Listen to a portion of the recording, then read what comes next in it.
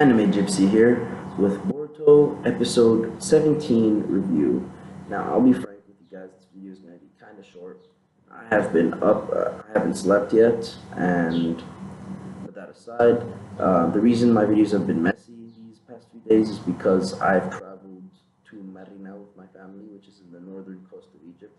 If you guys haven't been there, you really should go. It's an amazing place. Here, I'm going to give you a little view. It's pretty nice. Alright, now let's get into the chapter.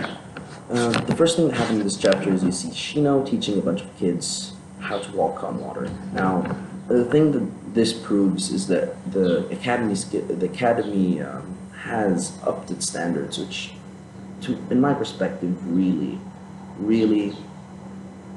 doesn't make sense, because you live in a time of peace now. Therefore, the demand for ninjutsu skills should have decreased, which means that the academy shouldn't focus that much on ninjutsu anymore. The hardcore stuff should have been way back in the day when Naruto was still a kid. Now, that aside, what we get is a one-on-one scene with Sarada and Sakura, and basically Sakura is going on vacation and she's entrusting the house to Sarada, which shows a lot of trust between Sakura and Sarada, and builds a family dynamic. Now, that aside, what ends up happening, basically, I'll just sum the whole thing up. Sakura gives Sarada a toy, tells her to give the toy to a patient in the hospital. She loses the toy in the train. She gets on this wild goose chase and ends up getting the toy back to the girl at the very end with the help of Chocho. Now, in terms of characterization in this episode, the most characterization is Sarada, because we haven't focused on Sarada in that way. We haven't seen her in the dynamic of the academy.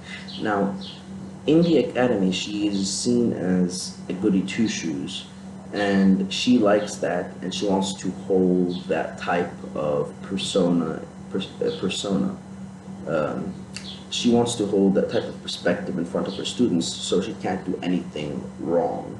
And the thing is here that since she expects other students to hold her to higher standards, she doesn't want to be caught doing something stupid by other kids. Now, in this episode, we get a little glimpse of her trying to sneak on the top of the train to get the little toy, and what you have is Shikadai, Boruto, Denki, and Inojin coincidentally being there. Now, honestly, that scene in particular, what ended up happening in it is that they try and catch her. They think they sense her up in the train, so they try and catch her so they could hold this on her for the rest of the year, and she ends up escaping, which I honestly think is stupid. She should have just owned up to it, in my perspective. But this shows that she valued what people saw in her more than the actual duty that her mother gave her. But that aside, you also get characterization in this scene from Boruto, Shikadai, and Denki, and that characterization goes along the lines of, okay, we're just kids, so we're just gonna try and ruin this girl's reputation, basically. Well, actually, no, not ruin. They just want to play with her a bit. Well, not that way. Well, as you can tell, I'm tired as fuck right now, but that aside, I gotta do the review. Alright, later on in this series, in this episode, you have them getting another toy after they go to the lost and found of that train, and Chocho basically displays her street smarts by showing basically leading Sarada to a alley that actually looks similar to a street in Egypt called Khan Khalili, which is this great bazaar. You guys could go, you could get spices from there, a lot of other stuff. It's mainly for tourists. But that aside, um, Chocho shows that she could handle people and she could negotiate her way into getting stuff.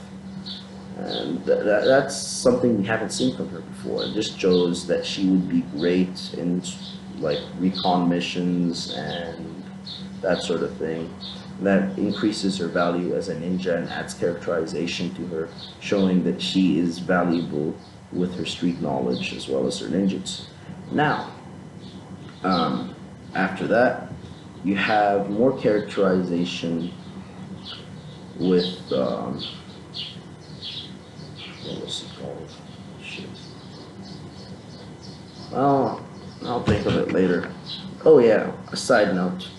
Shizune had a lot of fucking potential, but just Masashi Kishimoto just wiped the slate with her. I think that he should have done something with Shizune, Anko, Mitarashi, and I'm just tired. Yeah, both of them, because I honestly think they had a lot of potential as characters, and just Masashi wasted that. Those two are videos for a later day. Well, that aside, I give this episode a good 3 out of 5. I don't think it's 3.5 out of 5 worthy.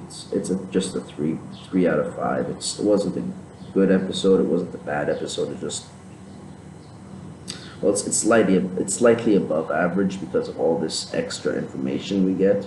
I actually really like it for that, but it's just a 3 out of 5. We didn't get a lot of progression, and it was a fillery episode, but it was nice because it was its own story, and it added a lot of dynamic to two characters that we already knew, and it added more characterization to those characters. So it's a 3 out of 5.